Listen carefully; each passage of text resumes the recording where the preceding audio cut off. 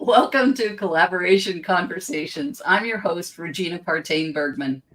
And once again, I have an amazing co-host and group of panelists joining me today for our show.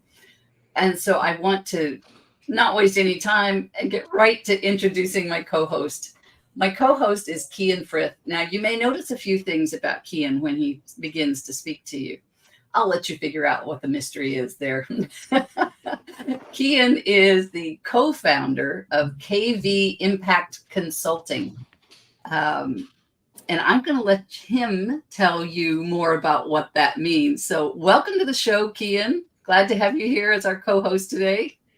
Thank you so much, Regina. It's an absolute pleasure to be here with you today and co-hosting with you. Please tell us about your journey, who you serve and why. The little secret then is obviously I'm an Englishman. I'm living here in the wonderful city of San Antonio, Texas, with my amazing wife, Victoria. We co-founded KV Impact as a boutique professional services firm to help business owners realize their dreams. We do that through bookkeeping, CFO services, training, and some governance work. We love working with any business leaders, and we just have a massive heart for helping businesses, being part of community, and the underlying aim is to, as being a man of faith, is just give God all the glory in everything that we do. So that's where we come from. That's what we do. Today, I am joined by some incredible guys. They're looking pretty forlorn right this moment, but we're trying to put a smile on their face as we introduce them. Hey, Cody, good of you to join us, my friend. Fantastic. So I'm going to introduce you, first of all, to the incredible Greg. Now, I was introduced to Greg last year, and I have to say we had some extremely fun conversations from the get-go. Greg has an absolutely fascinating background. He's an operations guru with a very strong background in lean methodology. And when you start to talk to Greg, you hear that pretty quickly. In a massive career change, he took on a spray net franchise in San Antonio in June 2022. And it's been on, if it's fair to say, Greg, a fairly steep learning curve. And he has an absolute quest for excellence in all areas of the business. And it's clear that he's on target for a phenomenal year this year. So, Greg, welcome. Thank you very much, Kyan. Do you want to let Greg speak? Yes, a little bit Greg, as well now? Is that all right? We'd like to hear from each of you as you're introduced. We'd like to hear a bit about your journey, who you serve, and why. Well, my journey's been a real interesting one. I am a San Antonio kid, born and raised. Grew up on the northeast side of town. Graduate of Texas A&M University, and then got right back to San Antonio as fast as I could. My wife Jody and I have been married for 31 years. Have two sons, 28 and 24. Both of them live in the Dallas-Fort Worth area, and have started, pretty successful, careers for themselves. One works as a salesperson in the industrial supply space, and my youngest son is actually an ER nurse in Fort Worth. My journey, and I want to echo something that Kyan said, just because I love the fact that people will witness like that. I am a man of faith, and I believe that God puts you exactly where he wants you, when he wants you. And sometimes you don't understand it. Might not be where you want to be, but he does put you where he wants you, when he wants you there for a reason, and surround yourself with the people that can keep you on the path that he's chosen for you. So who do I serve? I want to serve my community. I always serve my God. I will always serve my family. And now I'm trying to build a business that will now serve my clients. So my journey's been pretty interesting from a professional standpoint. A lot of manufacturing and supply chain and operations work throughout several different companies for about 20 plus years. And then just due to circumstance and things, I found myself on the opposite side of a reduction in force in July of 2019. Found myself unemployed for the first time since I was 15 years old. Got into consulting after that for a couple of years, which was fine, but I was never home. The boys were already gone, and my wife didn't enjoy the time she was spending with our dogs 3 weeks a month, and then me for whenever I could get home. So, we had a good conversation about, what are we going to do next? Because the consulting thing wasn't really working for me, being gone so much. So we had two choices. We could go down the corporate route again, or I presented her with the option of, what do we think about maybe getting into the entrepreneurship? I was very focused on the franchise route. I had brought it up to her before. It was kind of a no dice. You're not doing this. And then now this time she kind of looked at me and said, you've had this itch for a long time. We're in a position to, why don't we scratch it? So we did. And so I bought SprayNet. I bought my SprayNet franchise in June of 2022. And Kyan was kind. There's steep learning curves, and then there's riding along the edge, looking over the edge of the mountain, thinking, when do I fall off? So far, so good. Haven't fallen off. But am enjoying the ride. Am enjoying the learning. And really, hopeful to see what the future holds and see if I can continue to make this a success. Fantastic. I think we can all relate to that riding along the edge at one point or another. Every once in a while the wheel falls off and you think, oh, we're going over now, but so far so good. That's awesome. Awesome. Well, I appreciate that, Greg. Thank you so much. Certainly. Thank you. When we were talking about going over the edge, there was one person who wasn't nodding quite so much, but I'm going to introduce you to Jacob. Now, what you're going to learn with Jacob is he's very organized. And I can imagine that Jacob maybe doesn't experience maybe some of the things that the rest of us do because he's so methodical. I met Jacob fairly recently. We had an approach to business that just resonated. He is very careful, very meticulous. And a conversation with Jacob is just so engaging. He's a great character to have a conversation with. And he's an awesome resource who has a willingness to help clients in effective financial planning. He has a massive heart for being really helpful and collaborative with his clients, which I think just distinguishes him from other financial planners that are out there. He is part of a family business, which was established by his father, and he's joined in it by his brother. And that kind of family dynamic is something that I absolutely love. I love family businesses, especially where the family business is successful. So Jacob, welcome. And I'll hand over to you to introduce a little bit more about what you do. Yeah, thank you. I appreciate the kind words, Kyan. I'm happy to be here, Regina. Thank you for hosting. So I'm Jacob Warren. I'm the co-owner of Financial Planning HQ. I was born and raised here in San Antonio. Went to John Marshall High School, then went to UTSA. So I've been here. I love San Antonio. A lot of my friends were quick to get out of here, go to Austin or wherever else. But it's like, well, I tend to love it here. So, Financial Planning HQ. We're an RIA, which is a registered investment advisor. And basically what that means is that we're not affiliated with a big insurance company or investment firm. We do our own thing, really. And I specialize in working with small business owners is my favorite to work with, but also just, families and people looking to get their financial house in order. So what I do for my clients is get their investment management, risk management, estate planning, and tax planning, all of that in coordination, working together towards getting everything where it should be. And when I saw that this was all about collaboration, I thought that was really cool because that's something that I'm a huge advocate for, because in my world, when I meet people, they almost always have these different people that touch their financial life, right? Like they have a CPA, estate planning attorney, insurance agent, like Cody, but most times they don't really communicate with each other. So I'll use the example of the CPAs. Like if you can imagine your CPA and your financial advisor are collaborating together to give you advice, that quality of advice is a lot higher and more strategic and better for you. So that's a huge value add for my clients is I want to make sure everyone that touches your financial life is on the same page and working together. So you almost have like a team behind you. So I'm super excited to be here. I really, really appreciate the invitation, Kyan, and the kind introduction. I enjoyed our conversation too.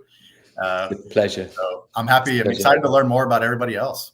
Fantastic. Well, thank you very much, Jacob. I appreciate that. I'm going to move on with Sishman. Now, You can probably get a feeling for what Sishman's like just by looking at the shirt he's wearing today.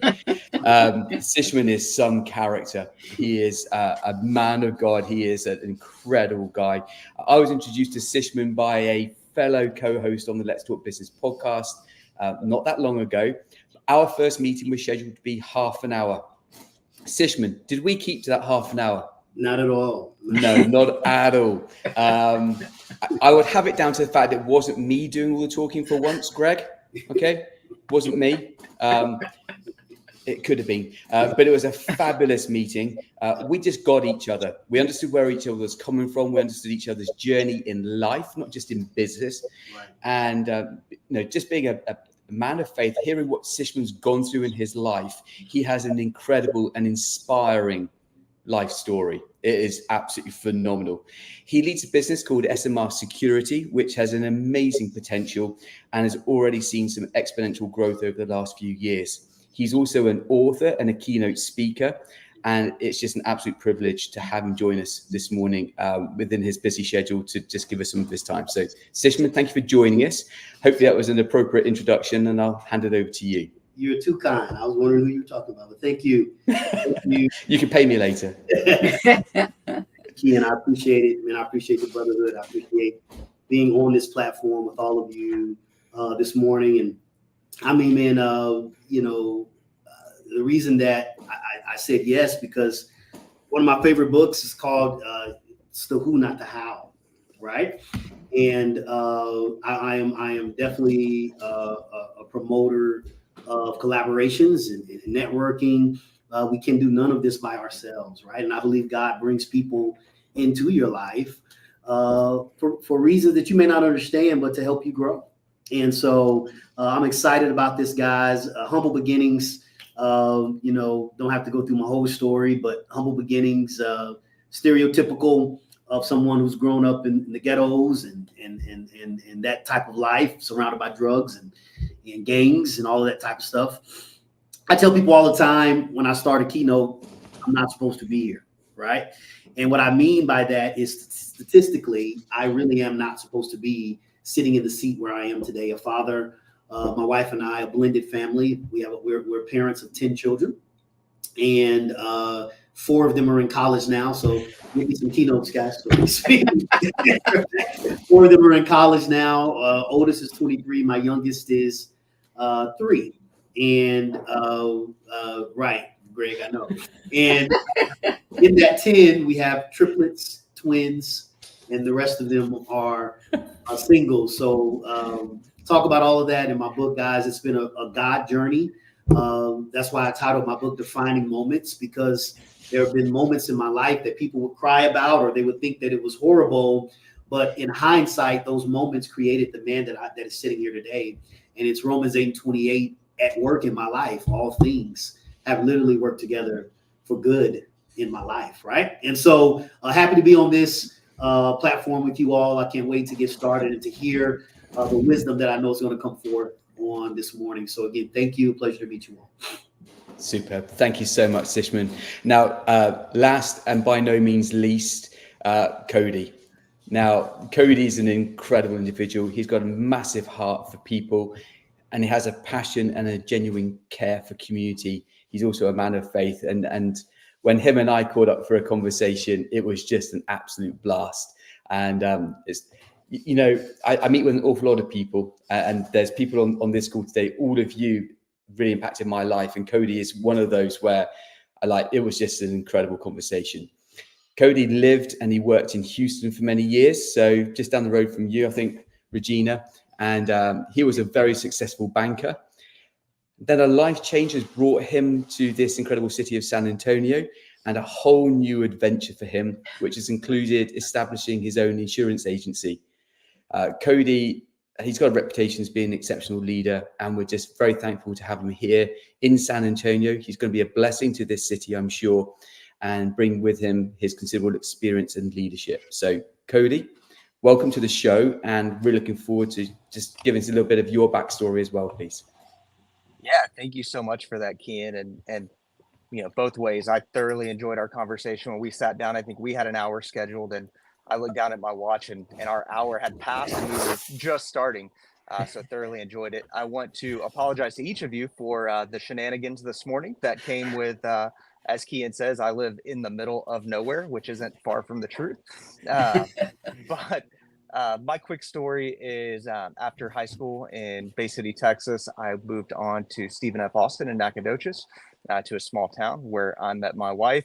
After knowing her for a couple of years and proposing, she agreed to marry me with the caveat that we must live in Houston. So I was from a small town, went to school in a small town, with the caveat that I needed to go live in the big city, which we did. And I built, as Kyan said, a successful career in banking. I started in college as a teller and just kind of worked my way through the ranks.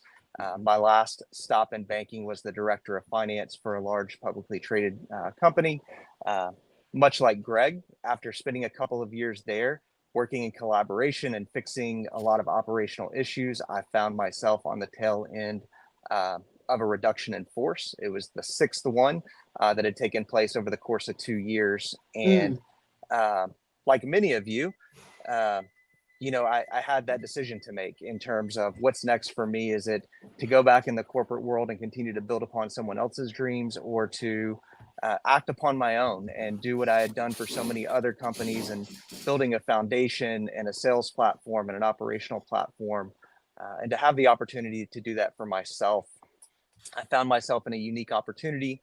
My family home that my dad was raised in, which is just south of Pleasanton, Texas, so a little bit south of San Antonio, was mine for the taking. So my wife and I at the same time took on the adventure of repairing a home that was built in the middle of the nowhere in the 1960s. So we're in the process of restoring that home while building this adventure. She is a school teacher, and we have 3 daughters. One is at Texas State, my oldest. We have one that is in 8th grade and active in every sport you can imagine and keeps me on my toes. And our youngest is 7. As Kyan said, a man of faith, working at the same time with family in rebuilding the community in the family church that was established by my great-grandparents back in the 1920s, and kind of rebuilding a congregation there. So a lot of adventures taking place at the same time, and all of which have collaboration involved with different people to help grow and build them. And thankful to be here and get to know each of you as well. Awesome. I have to make a comment, Cody. I was widowed back in 2014, and I remarried in 2016. And my husband currently was living in Houston when we met. And one of the things I said is, please don't make me move to Houston. And a few years later, found myself here in the Houston area. Anyway, I just had to chuckle while you were saying. I love that. Oh, my goodness. I want to take, first of all, thank you all for being here. Thank you, Kyan, for bringing this amazing group of men. I was thinking about this show. I don't think I've had another show that was all men. Maybe once before, once or twice, but I think not. And so I was thinking about this yesterday and thinking, well, I wonder how this show's going to go. This is going to be fun. This is going to be interesting. Oh, yes. I want to take a little different direction, if you're all okay with this, though. And that is because you are all men of faith. And so I want to ask you, as a starting question, how do you collaborate with, whether you prefer to call him Heavenly Father or God, how do you collaborate with your Heavenly Father in order to serve your clients and your community? I've never asked that question of a group before, gentlemen, so this will be fun. This will be interesting. Well, this is a fascinating one. If I don't mind me just dive in, Kyan. Just kicking off here. So for me, I'd lived a life where I thought I was a Christian for many, many years. And it was only after I separated from my first wife that I really came to faith. There was a defining moment. I can take you to the spot where it happened in England, but that would be an expensive trip. But from that moment, I knew that God was at work in me and changing how I perceive certain things. I'd learned collaboration the hard way in business, but a collaboration with God was a whole new kind of concept. And I remember coming over to San Antonio back in 2021 to Cornerstone for their Come Alive conference. And I came over because I wanted to hear David and Jason Benham speak. They're amazing Christian entrepreneurs based up in North Carolina. And I've been reading their books beforehand, and in the books and then hearing them speak, it was talking about being a shining light in the marketplace, that we needed men to stand up and to declare their faith and live out their business that was God honoring. And for me, it was reading those books and hearing them and meeting them. And David Benham's been very good to keep in contact and just to live it out. And so that's what happened for me and why I'm driven in business the way I am. And maybe it rubs some people up the wrong way, but I'm not too concerned because he's who I serve. Yeah, exactly.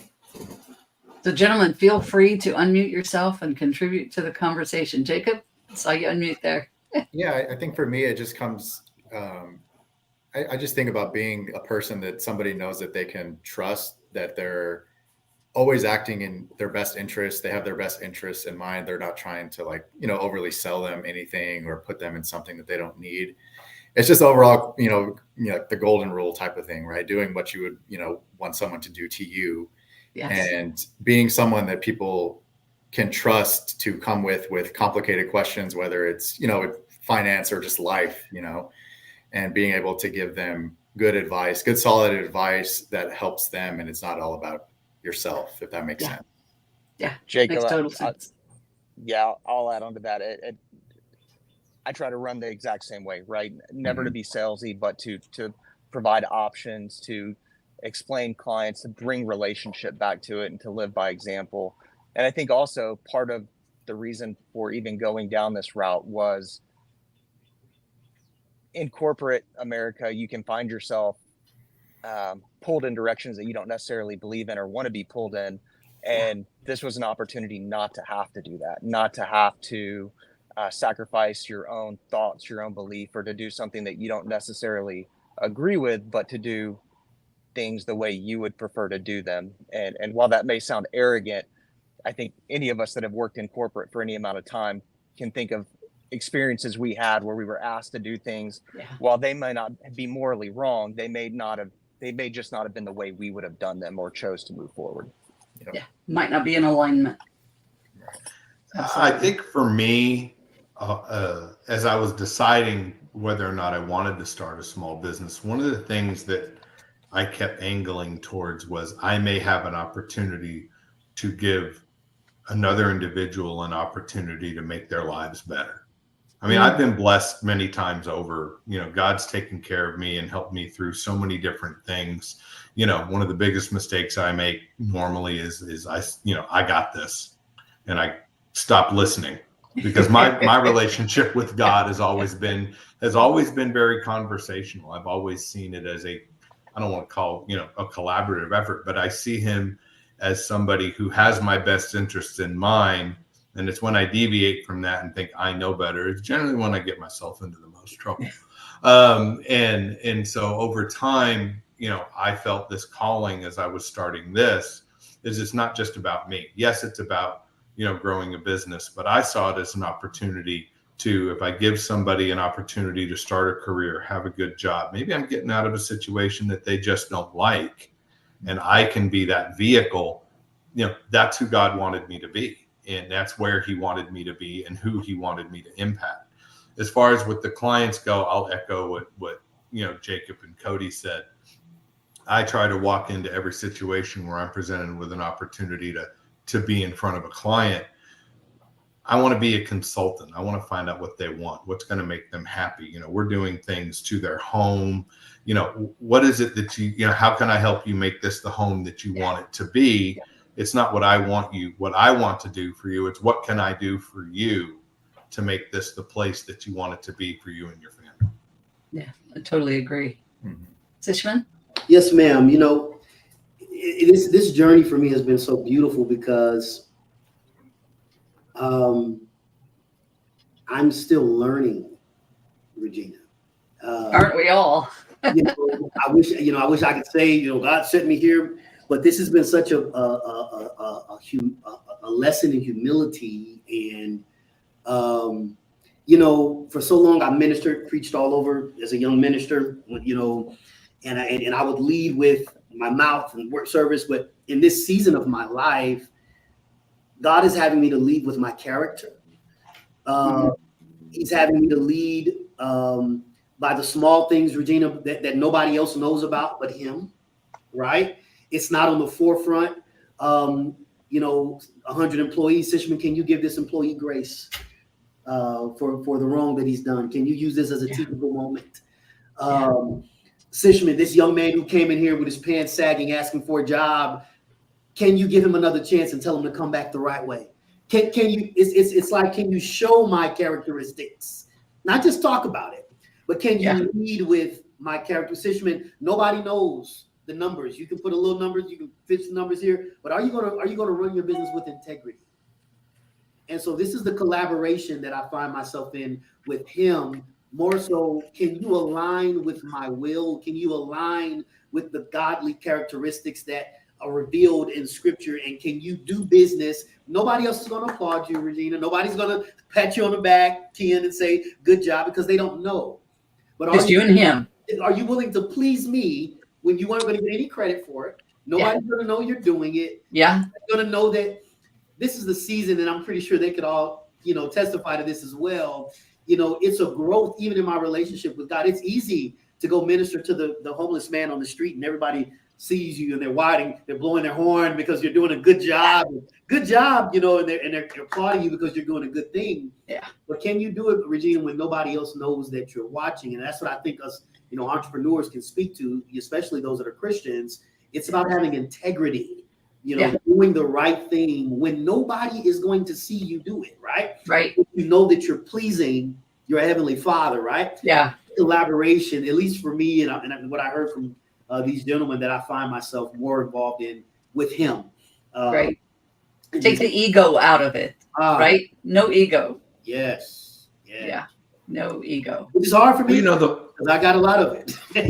well, and you know, the cool part about it is as I was starting out with this, you know, as things got, you know, everybody knows the first year you're starting any endeavor like this is hard. I mean, it's just hard. And I've seen a lot of you know, franchisees fail, and I just always felt like that I just left it to God on what my path was. And I always asked for courage and strength every day, especially when it was hardest. I said, you got me on this road for a reason. Just give me the courage and the strength to stay on it. And you're going to show me what's next. And I was vulnerable enough to say, and if failure is the plan because there's something I need to gain from it, I'm not afraid of that, but I'm not going to quit trying. And, you know, I'm still here. The business is still here. Right.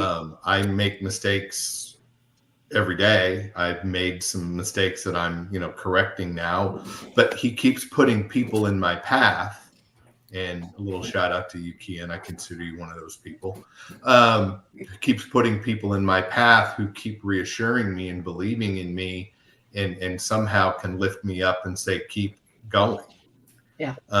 But I was open to it all along. I was like, if it's going to be failure and that's the path I need to be on, I trust you. And because there's something for me to learn in that. And I think that's been something that has been somewhat very settling for me is, you know, knowing that, you know, if I was true to the faith that I have, if failure is what became of this, there was a reason for it. And I had to accept it and learn from it. And so it's actually been something that I can lean on when I think things are not going well, that I'm on a path, be faithful. God has a plan. Now get off your pity potty and go get to work. I like that. You mentioned a word in there that got me about vulnerability. And I wonder if others see this in the same way. I see a relationship between vulnerability and collaboration, because actually to be highly effective, I think maybe within collaboration, is there a role of vulnerability? Definitely. Well, who's ever heard the phrase, and it's one I actually, especially in this endeavor, because I had only, you know, I hadn't painted much in my life, and now I own a painting company, is, if you're always the smartest person in the room, you need to find another room. And Absolutely. man, I keep surrounding myself with people who are much smarter than I am.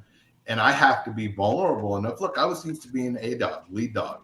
I'm used to being the boss. Here, I'm the owner, but I'm learning as I go from everybody around me, and then trying to base my decisions on that. And my view is, you better be vulnerable, and you better be wise enough to understand that, I need to learn a whole lot, and I need to learn in a hurry. So start listening.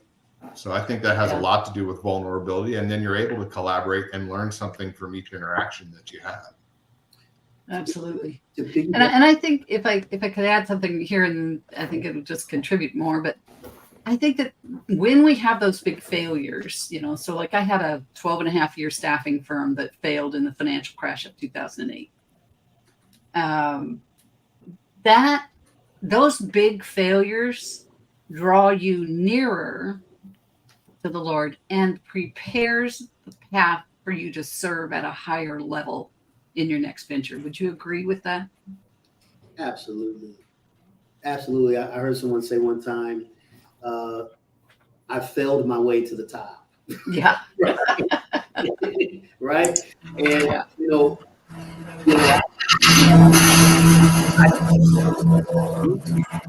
okay, let's all mute. And then, and then go ahead, Sishman. Let's see if that was on yours or if it was coming from somewhere else. Okay. There we go. All right. I was like, oh God, maybe you don't want me to say that. Okay. but I lost my train. Okay, yes. So failing my way to the top. I know personally, it is the failures, Regina, that have made me vulnerable. Yeah. If that makes sense, because this is my baby. SMR was started in a 2-bedroom apartment with 9 children in my dining room table, right? And my wife and I gave birth to this business, and with the little money that we had, and God brought the increase. And so I did get a little bit, this is mine. I told you the story one time, I had a briefcase with nothing in it, right? I was just the man now, right? This is my business, and I love it. I love when you shared that with me, Sishma, just seeing you walking into a meeting with this empty briefcase because you just want to look the part. That's awesome. Absolutely love it. It takes, this is when I realized I failed, Regina, at how I had been handling what God given me, right? I walked into, and I'm not going to elongate the story, but a gentleman I knew that I hired, and I told Kyan this story, a gentleman I knew that I hired when I first got the business, was doing well. He had been working with us for a couple of months. He was an older gentleman, man of God. We related on that. Came to the office a few months after we hired him. Came into the office, guys. He was frail. He had lost about 60 pounds. Couldn't even wear the uniform. I mean, Greg, you guys, he looked sick, and it humbled me. And we were sitting there, and he asked me, could he talk to me? Came into my office. He closed the door. And the gentleman said this to me. He said, Sishman, they tell me I have this cancer in my pancreas, and it looks like I'm not going to be able to work for you anymore. But I just want to thank you, boss, for giving me a job and all of this. And I was lost for words. I didn't know what to say. I had forgot what to say until he asked me. He said, I just came by this morning, Sishman, my family's not here. I don't have anybody here but you guys. And he said, I wonder, would you pray with me? Mm-hmm. Regina, that hit me like a ton of bricks. Yeah. Because I had forgotten why he put me in. It wasn't for myself. It wasn't for me. It wasn't for you. Wear fly shirts and carry empty briefcases and look like I'm, because I'm the man. No, Sishman, I put you here because I'm going to bring people across your path, and you're going to help in tune with me enough to know what the assignment is, right? Just like Kyan coming into my life, right? I'm not going to equate him to Jethro because Jethro wasn't a believer, but he was Moses' father-in-law, right? And Jethro came to Moses and said, look, dude, you're going to kill yourself if you don't separate these people into tribes. You can't manage all of them yourself. You have got to separate them, right? And so Moses had to be vulnerable and humble himself And here you have now the 12 tribes of Israel, right? Yeah. You have leaders set in the, so I think that is so huge what you just mentioned, Regina. We can't be afraid of failure. Right. Failure is not to hurt you, but it's to teach you. Part of the process. It's a part of the process. It's a part of the process. It's a part of the process. Yes, ma'am. If we learn from it, if we take it for what it's supposed to do for us. And I was always told a long time ago that failure is only a failure if you refuse to learn from it. Yeah. And that's something that resonated with me. I heard that, somewhere along the way in college, and that had stuck with me for a long time too. Yeah. Yeah. Jacob, Cody, have you had instances where you've had to be vulnerable to get to a point where you've got collaboration going in yourselves within your work and how you're getting things done, and was it effective? Was there problems with doing that?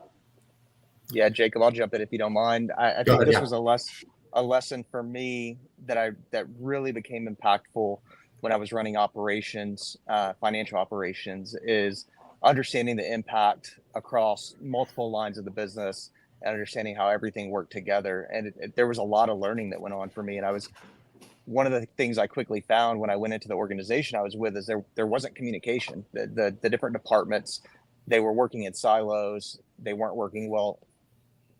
Frankly, they weren't working at all together. So there were struggles in terms of how the complete path worked together. And I recognized really early on when I took on that role that I needed to learn enough to be dangerous in every part of the business, and to really lean on the leaders in those other parts of the business to understand what they were doing and to collaborate on how we could build one streamlined process that worked all the way through.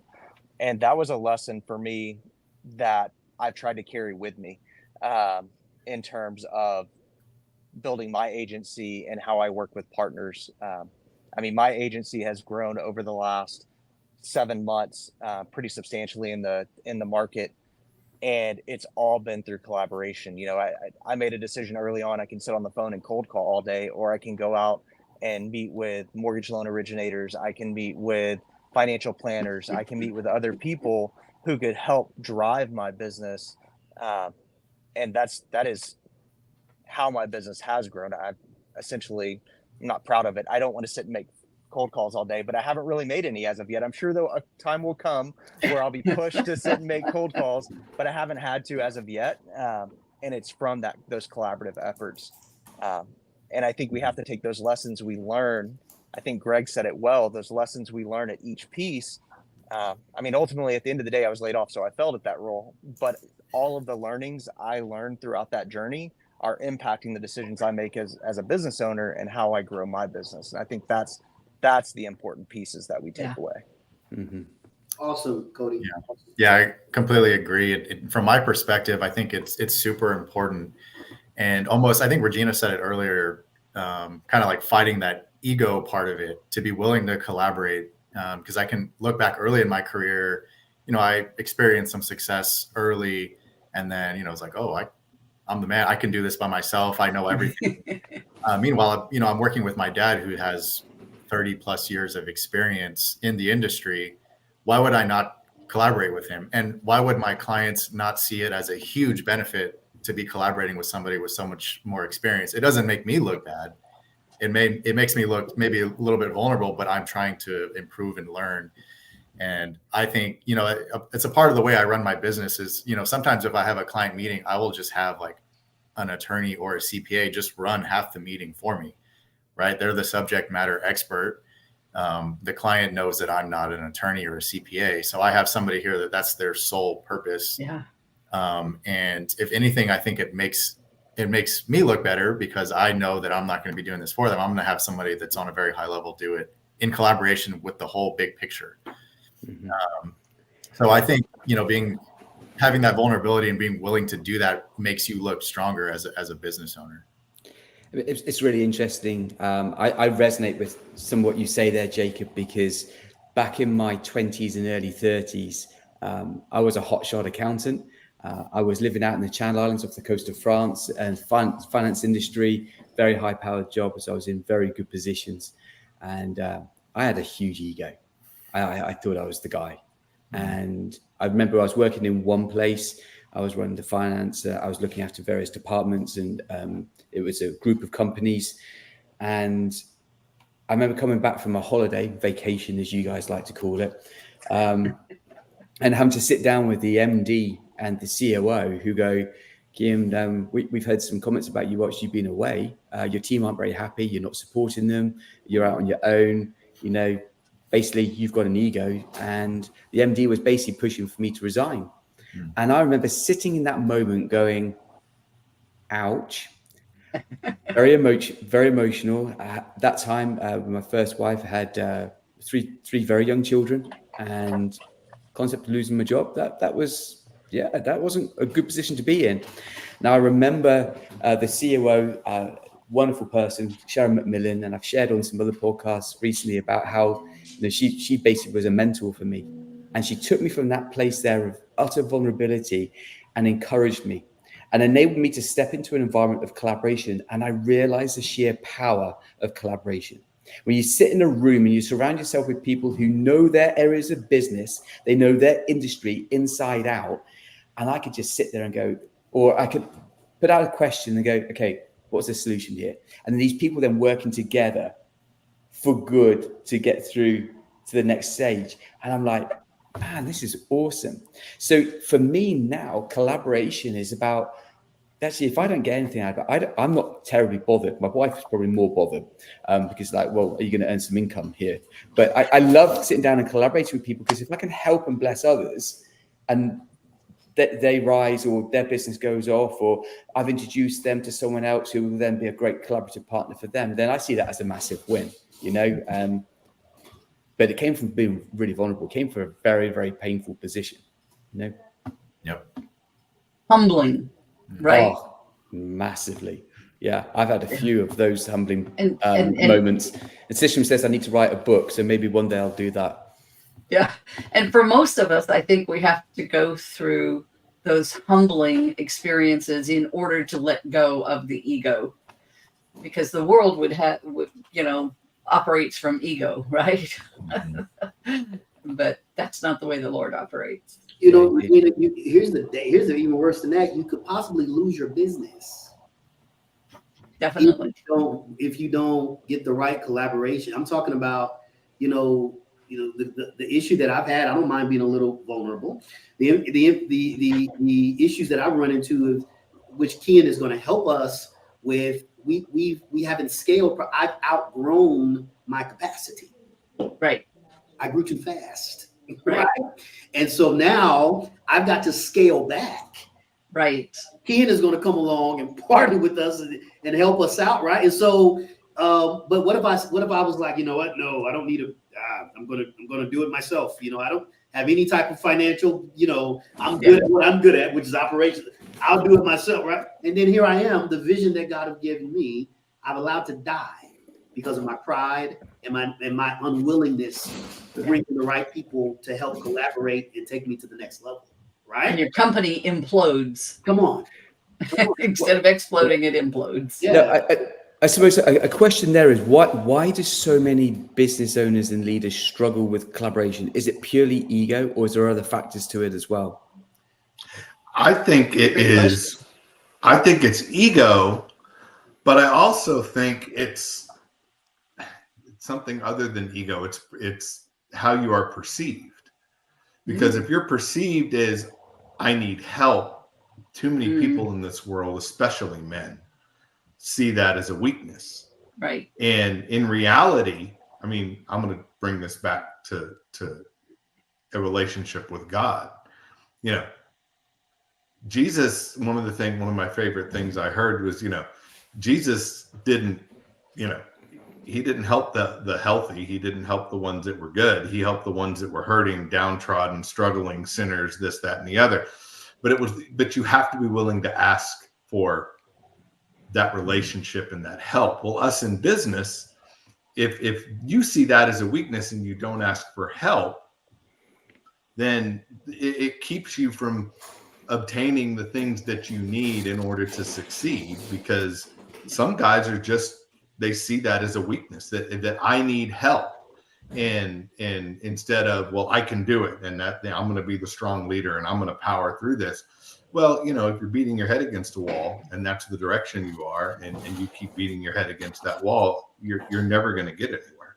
So what advice would you give to the business owner who maybe it's not sharing in faith, Greg, yeah, and he's at a point where he really needs help. He needs people around him that will help him in his business. What advice would you give? And maybe there's others of you here will go, do you know what? I've got the perfect answer for this because this is something that I've experienced. And gentlemen, we will make this our wrap-up question, and then we'll move into our wrap-up round. Okay. Oh gosh, come Yeah, on! we're almost out of time. I would honestly, without trying to sound like a smart aleck, I would just be able to look at somebody and say, "Do you know the definition of insanity?" Because in the end, I can imagine you doing that though, Greg. No, in the end, that's what it is. That is. Well, if what you're doing isn't working and you're not willing to ask for help, what do you think the outcome is going to be? Right. And we have to Greg, be able to receive, Yeah. right? Yeah. There's an element of being able to receive. Go ahead, Cody. Was it Cody? I was going to say Greg hit the nail on the head. I think the answer is, what's the plan? What are you going to do differently? What you've done thus far clearly has put you in Not this working. position. Yeah. What's next? What's different? So honesty, just being honest with them. Yeah. Yeah. Sishman, Jacob, would you add anything different to that? Real quick, I was just going to remind them that, there's risks in everything. I think a lot of people are fearful, because I have to plant a seed and I have to trust that the fruit I need is going to come out of the ground. I have to trust, Ken, that what you're saying, you're going to do. And I have to invest in myself, in you, it's fearful sometimes. And so I think what Ken did, he sat down with me for 30 minutes that turned into 2.5 hours. He calmed every fear that I had just by getting to know him. I think the relationship component is huge. Yes, it is. Especially in the business that you gentlemen are in. You have to make me feel comfortable because I'm scared, right? Yeah. And I'm fearful. And so, and that's just real, guys. Well, you're not supposed to be fearful, man. God, I'm fearful. Right? And so that would be my answer to some way, somehow, can help them release the fear that's there in investing in themselves. I love that, Sishman. That is superb. Jacob. Yeah, I think the willingness to ask and accept help is what's going to separate maybe a business that fails and succeeds, but also a successful business owner that really wants to get to like the next level. I can't really think of a business where it's just like one person that's doing literally everything. That is like, even if they're doing that, they're just overworked and overwhelmed. You really have to collaborate and kind of offload a lot of the administrative and all the behind the scenes stuff to others and be willing to trust them that they're going to do a good job to really experience that business growth. So yeah, as a business owner, I think that's one of the most important things that you can do is be willing to listen and accept help and bring in other people that are experts at other things that you're not good at.